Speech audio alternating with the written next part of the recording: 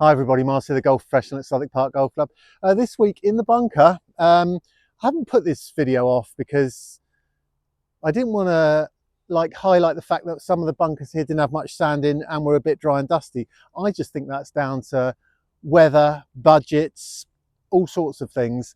Because there are the bunkers that are renewed here, you can see that are absolutely fantastic. And actually, it's quite busy today, so I've had to sneak out into the back. Now this bunker's really fine as well. It's rained overnight, so what I've done is I've just sort of trampled it down a little bit and flattened it just to show you what I'm talking about. So number one about all these things is you're going to have to get the right club on the shot, and you're going to have the right bounce to your sand iron in these very hard bunkers. And what I'm talking about bounce is that radius part of your sole. Some clubs, some game improvement clubs particularly, might have a very wide fat sole. They'll be very difficult in a bunker with very little sand. So you might have to look at getting yourself a wedge which is a bit more of a thinner profile and less bounce for these type of shots. Normally a lob wedge will have that. It'll have less bounce. A sand iron can have more bounce to bounce through the sand. So understanding the bounce part and why that's giving you a hard time. If you, oh no, I might as well use the rake. Here we go. If I open the face of my sand iron, which I'd like to do in a fluffy bunker, it's going to bring the leading edge off the ground. Now, obviously, in hard sand, when that's coming down, I'm going to hit before the ball and bounce into it, sort of knifing it with the leading edge.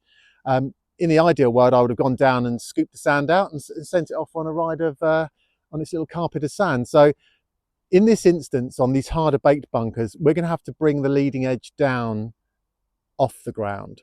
So that's going to mean a wedge ideally with not too much bounce, but you can do that yourself by pushing the leading edge forward a little bit. And secondly, we're obviously going to be not taking much sand. So that's the thing. Don't try and take your 2 inches of sand before the ball. You're not going to be able to do it. You're just going to bounce into the ball. So we're going to have to play these shots taking less sand.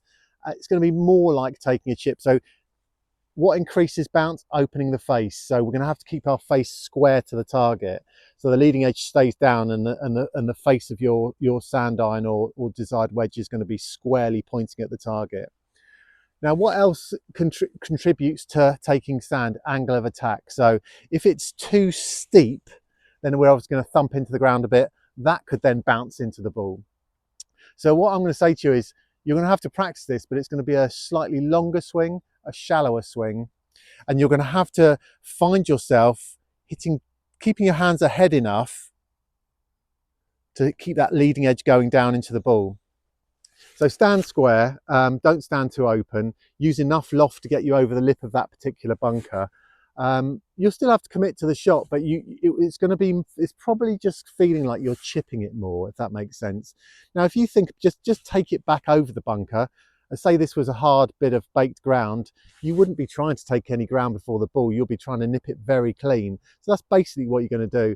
Now, all I would say to you is we've got a practice bunker here, which is probably, as the practice bunker might be, not the best. So this is your place to go and practice in there and see if you can nip a few out. So, but basically, let's try one. I really wish I'd had a practice. So I've just trampled it down so it's hard. I've tampened it down, which I will return to its pristine condition. So basically, I'm going to try and come in and I'm going to nip the ball first. Now, ball position to help you with this, forward in your stance a little bit. Obviously, don't move it back because that's going to make you hit down on it more. So basically, I'm going to stand relatively square. I'm going to put a little bit of weight on my left foot, but not loads. And I'm just going to try and have a long sort of chippy swing, if that makes sense. And I'm going to really focus my eye on just before the ball rather than a space behind it. And yeah, look, it's going to be really difficult and it's going to take a lot of practice, but it can be done. All right, see you all next week, and maybe we'll do this again in a dry and dusty bunker. So you can see it, this swing here, the position here, back in position.